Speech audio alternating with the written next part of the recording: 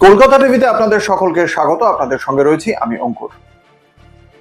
আমরা দেখেছি এসআইআর প্রক্রিয়ায় এমন এমন ব্যক্তির নাগরিকত্ব নিয়ে প্রশ্ন উঠে গিয়েছিল যে সেই বিষয়টি নিয়ে প্রশ্ন উঠে যায় যে তাহলে আর কি তথ্য দিলে নাগরিকত্ব রয়েছে বলে প্রমাণিত হবে। কারণ আমরা শেষ দেখেছি কেন্দ্রীয় সরকারের পক্ষ থেকে জানানো হয়েছিল যে পাসপোর্ট শুধুমাত্র একটা ভ্রমণ সংক্রান্ত নথি, এটা দেশের নাগরিকত্ব সংক্রান্ত কোনো নথি নয়।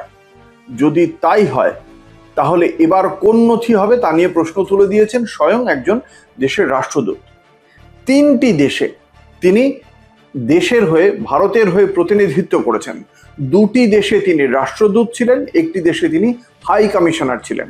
তারপরেও সম্প্রতি যে এসআইআর প্রক্রিয়া চলছে সেখানে তার নাগরিকত্ব নিয়ে প্রশ্ন উঠে গিয়েছে।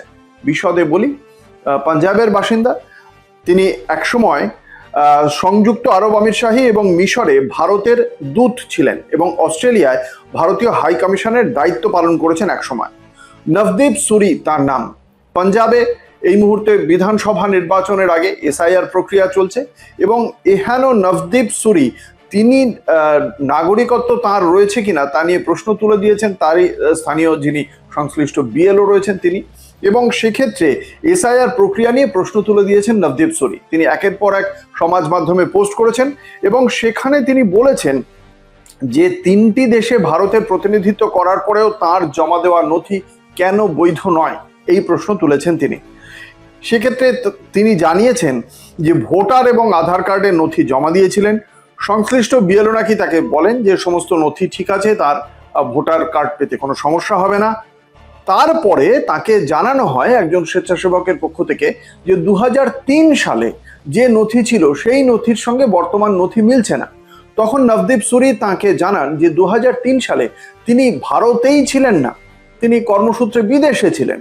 তাহলে সেই সময় নথি এখনকার নথির সঙ্গে কিভাবে মিলবে, কি বিষয়টি?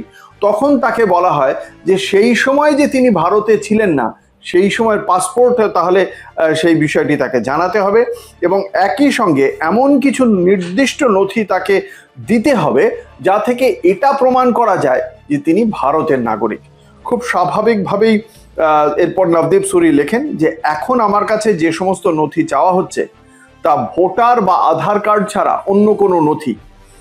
একটা প্রশ্ন না করে পারছি না, তিনটি দেশে ভারতের হয়ে প্রতিনিধিত্ব করার পরেও যদি আমাকে নাগরিকত্ব প্রমাণ করার জন্য এত ঝামেলার সম্মুখীন হতে হয় তাহলে দেশের সাধারণ মানুষের কি পরিস্থিতি? এবং নভদীপ সুরির এই যে প্রশ্ন, সেই প্রশ্ন দীর্ঘদিন ধরেই ছিল।